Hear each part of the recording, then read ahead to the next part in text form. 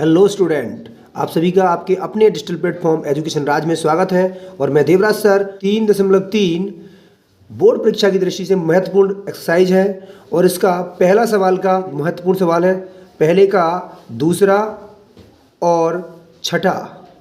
आइए इनको हम बोर्ड पर हल करते हैं, जरा देखते हैं। हेलो स्टूडेंट, आप सभी का आपके अपने डिजिटल प्लेटफॉर्म एजुकेशन राज में स्वागत है।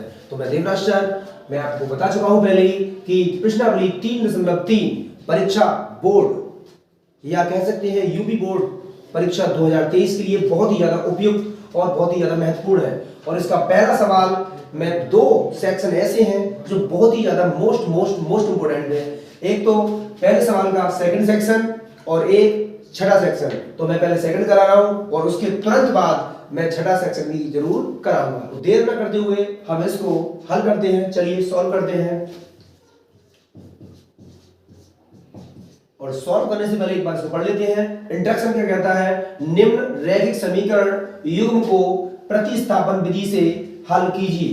तो देखिए, इस बीजगणित में इन x या y, इसमें तो s और t दिया है, इनका मान ज्ञात करने के लिए आपके पास तीन विधियां मौजूद हैं।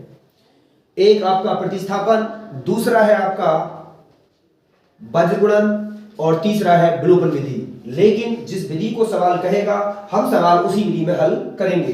तो इस समय हम प्रतिस्थापन विधि का प्रयोग करेंगे। चलिए कैसे करते हैं। दो समीकरण दिए हैं, समीकरण नंबर 1 और समीकरण नंबर 2। तो हम जो समीकरण लेंगे उसी को हल करेंगे, उसी के बाद उसमें मान प्रतिस्थापित करेंगे, उसके बाद उसके मान उसमें प्रतिस्थापित करेंगे, तब जाके हल करेंगे।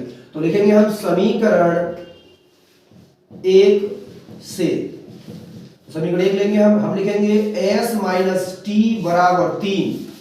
तो ये t है, ये उधर चली जाएगी, किसकी इस समय माइनस की है, उधर जाएगी प्लस की हो जाएगी। तो s बराबर 3 प्लस टी। जब 3 प्लस टी हो जाएगा या t प्लस 3 या 3 प्लस टी, बात एक ही है। अब इस समीकरण का नाम हो जाएगा समीकरण नंबर 3। तो हम लिखेंगे s का मान समीकरण 2 में प्रतिस्थापित करने पर, देखिए प्रतिस्थापन का मतलब यह है कि जहां पर s दिखाई देगा, देखिए आपने 1 से 3 बनाई है, तो जो s का मान है आप ना तो 1 में रखेंगे और ना ही 3 में, क्योंकि 1 से ही 3 बनाई गई है और 3 का मान 3 में नहीं रखा जाएगा, ना 1 में रखा जाएगा, बल्कि किस में रखा जाएगा? 2 में। 2 में रखते हैं। चलिए कैसे रखेंगे। हमने लिखा है s का मान समीकरण 2 में प्रतिस्थापित करने पर। तो चलिए यहां पे लिखा है s बटे 3, तो यहां s की जगह s नहीं रखेंगे बल्कि s का मान रखेंगे 3 प्लस t बटे 3 प्लस t की जगह t रहेगा t बटे 2 बराबर 6। अब दोनों का एलसीएम ले लीजिए। एलसीएम आएगा 2 तिया 6, क्रॉस मल्टीप्लाई कर लीजिए। 2 तिया 6 प्लस 2t प्लस, अब इसकी मल्टीप्लाई कर दी है 3t बराबर 6। देखिए ये क्या हो जाएगा, ये आपका हो जाएगा यानी कि 6 का 6 हो जाएगा और 2 और 3 कितने जाएंगे प्लस के 5t और इसकी से गुणा हो जाएगी। कितना हो जाएगा ये हो जाएगा 6 छक्के 36। तो ये हो जाएगा 5t बराबर 30 और ये प्लस के जाएंगे इसके माइनस में, तो 5t बराबर होगा 30 और ये कट जाएगा 5 एकम 5 और 5 छक्के 30। तो t बराबर क्या आएगा 6, यानी t का एक मान आ चुका है। अब हम t का मान समीकरण किस में रखेंगे? 3 में रखेंगे। 3 में जैसे रखेंगे एकदम जल्दी से s का मान निकल आएगा। देखिए हम लिखेंगे t का मान समीकरण 3 में प्रतिस्थापित करने पर। तो कर दीजिए, कैसे करेंगे हम इसको। देखिए 3 क्या है, s बराबर 3 प्लस t, तो s बराबर 3 प्लस t का मान 6 है, तो 6 आएगा, तो s बराबर 3 और 6 9।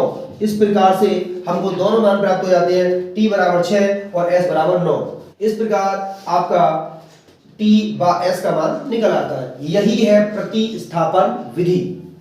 अब मैंने आपको सवाल नंबर इसी का सेक्शन नंबर 6 बताने को कहा था, उसको देखिए कैसे हल करते हैं। चलिए आज देखते हैं उसको।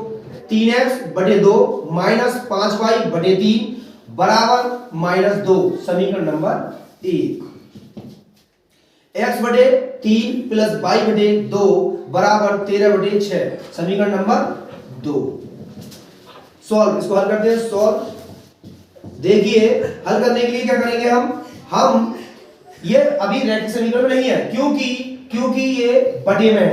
रैखिक समीकरण बनाने के लिए इनको हर हटाने के लिए क्या करेंगे, इन दोनों का एलसीएम लेंगे। 2 और 3 का एलसीएम 6, तो इस समीकरण में 6 से गुणा कर देंगे तो ये हर हट जाएंगे।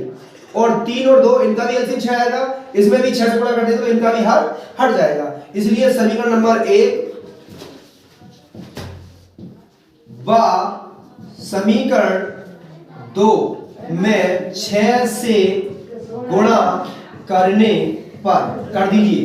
यहां पर भी हम 6 से गुणा करेंगे, यहां पर भी हम 6 से गुणा करेंगे। तो जरा करिए, 2 की 6 से गुणा करेंगे तो 2 तियां कट जाएंगे, 3 बार 3, 2 तियां 6, 3 और 3 की गुणा करेंगे, 3 से 3 तियां 9 x माइनस आएगा यहाँ, फिर 3 दूनी 2 आ गया, 2 3 दूनी 6, 2 और 2 पंजे 10 बाई और बराबर 6 प्लस माइनस माइनस 6 दूनी 12। समीकरण 1 2 और अब 3। अब हम समीकरण 2 में देखते हैं क्या करते हैं, इसकी से गुणा करते हैं, 6 गुणा इससे करेंगे तो 6 गुणा 3 है, 3 दूनी 2 बार कट जाएगा 2x, अब होगा प्लस, अब 2 तियां 3y हो जाएगा और 6 से 6 कट जाएगा तो बचेगा 13। समीकरण नंबर 4। अब हम लिखेंगे कौन सी विधि से कर रहे हैं, प्रतिस्थापन विधि से। तो प्रतिस्थापन विधि लिखेंगे हम प्रतिस्थापन विधि से। तो प्रतिस्थापन विधि से क्या मतलब होगा, तो लिखेंगे हम समीकरण कौन सी, 3 और 4 में से कोई सी ले लेंगे, एक हम 3 ले रहे हैं। समीकरण 3 से जरा करिए कैसे करेंगे, तो 3 से करेंगे तो क्या करेंगे हम, अब 9x माइनस 10y बराबर -12 है, ये माइनस की 10y इधर चले जाएंगे, 12 की तरफ तो यहाँ किधर आएगा 9x बराबर, यानी कि माइनस 10y है तो ये प्लस का 10y हो जाएगा -12 और x बराबर हो जाएगा 10y माइनस 12/9। यही समीकरण कराएगी समीकरण 5। देखिए मेरे बच्चों, अब हमारे लिए x का मान मिल गया है, काल्पनिक मान, और समीकरण नंबर 5 है ये। तो अब x का जो मान है प्रतिस्थापित करेंगे, वो ना तो 3 में करेंगे और ना ऊपर वाली, बल्कि किसमें करेंगे 4 में। तो हम लिखेंगे x का मान समीकरण 4 में प्रतिस्थापित करने पर कर दीजिए। कैसे करेंगे हम, तो देखिए ये पूरा लिखेंगे, बल्कि हम क्या लिखेंगे 2 लिखेंगे, x नहीं लिखेंगे, x ही है, x का मान लिखेंगे, यानी 10y माइनस 12/9 प्लस 3y बराबर 13। तो इनकी ये से कटिंग तो है नहीं, तो ऊपर पूरी गुणा करेंगे, 2 2.5 20y माइनस 2 की और 12 गुणा करेंगे, 12 दूनी 24, ये 24 हो जाएगा, और बटे, यानी कि 9 की गुणा किस करेंगे हम 3 से, तो 9 तियां 27y बटे 9 भी नहीं लिखेंगे, अब 9 की गुणा किससे करेंगे 13 से होगी, तो 13 में 117, यानी 9 की गुणा 13 से हो गई, 13 में 17 और 9 की गुणा 3 से हो गई, 9 3 27, ये हर भी कट गया। अब ये 20y ये 27y कितने हो गए 47y बराबर, ये किसके है माइनस के है, इधर जाएंगे किसके आएंगे प्लस के, 17 प्लस 24, तो ये हो जाएगा आपका y बराबर, इन दोनों को जोड़ लिए 7 और 4 11, 1 और 2 3 और 1 4 और 1 का 1 बटे कितने होंगे 47। तो 47 से कितनी बार कट जाएगा ये आपका कट जाएगा 3 बार, यानी कि 47 तियां 141, तो y बराबर कितना आएगा 3।